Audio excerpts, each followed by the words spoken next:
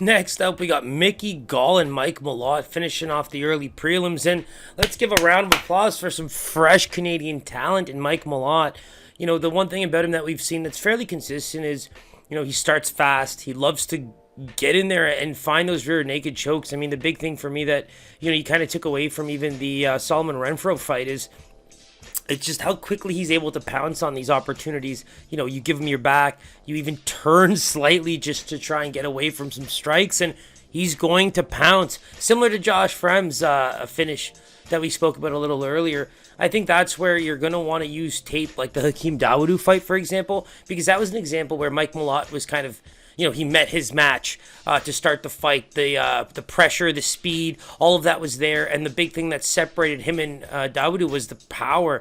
I think Hakeem just came in with a lot more ferociousness. And when he landed, you could see the difference. I think that Malott proved that he's able to connect with a big striker who's got quick feet and strong hands like Hakeem. But at the end of the day, too much damage was taken.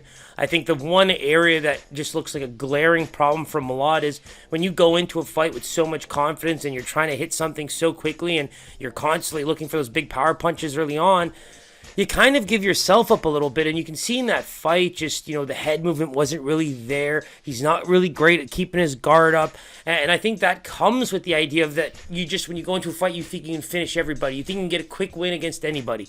And, you know, in those moments, you kind of start to play rock'em sock'em, right? I think Dan Hooker is a great example of kind of an elite fighter we see do that, and the outcomes can go either way, clearly.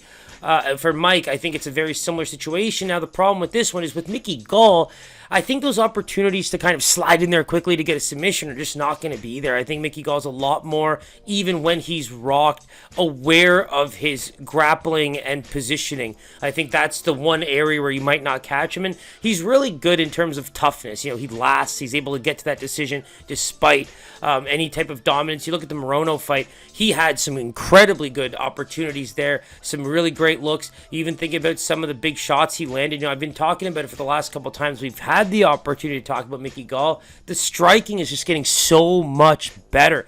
He's able to work behind a jab. He's able to find some power shots. And that's the one thing I like about him is the footwork might not be the quickest of the bunch, but he gets there. He lands. He gets off that center line. He's able to find opportunities on the feet, which for him was a huge problem when he started. And the big thing I want to say about Mickey Gall is the record's a little misleading, right? He's kind of been in, we just talked about another fighter who was similar, but when you see these 7-3, 7-4, you know, 6-3 type of fighters who have only fought in the UFC, I mean, you almost have to give them credit because you know the quality of fighter, relatively speaking, tends to be up there. And you look at his career, I mean, he's still building off of a name as the guy who beat Sage Northcutt and CM Punk. So Mickey Gall's got all these great things going for him, and now it's about putting it all together to kind of build his own legacy. And when you take on guys like Alex Morono, it kind of lets you know where you stand in terms of the division. I think Morono's on that cusp of just getting up there and being one of those guys that just fights top 10, top to 15 perennial fighters for the rest of his career.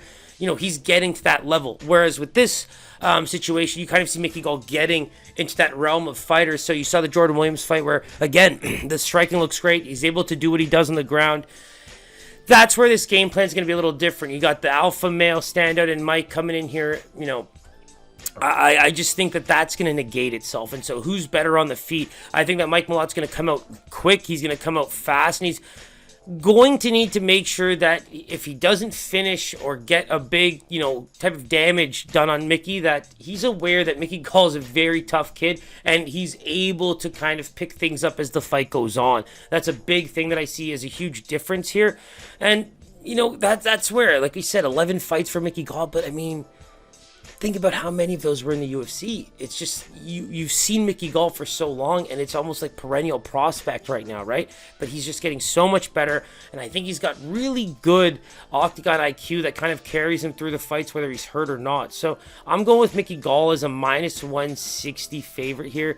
I just think that, you know, the Dawodu fight really makes Mike Malott look more human, and there's areas where he does kind of leave himself open, and I just think Mickey Gall is pretty good at just keeping himself in a fight. So let's go Mickey Gall. Minus 160 is my guess. Wow, Mickey Gall. That's an interesting line. So Mike Malott opens as a -140 favorite, and now he's as high as a -200. I understand that these quick little submissions can be very, very eye-opening, but again, my biggest thing is you see a lot of people criticize these Contender Series fighters who come out quick slinging. Slava last week, I went hard at Mark DeCasey because I just knew that was a fight where he was being extremely underrated for his wrestling. And in this case, it's just Mickey Gall for the type of fighters he's seen and all the different looks he's gotten and where he's improved. This is a very questionable line to me, and the fact that it's getting a lot worse with Mickey Gall looking as high as a +165 is something I'm going to keep my eye on, and I think you should too.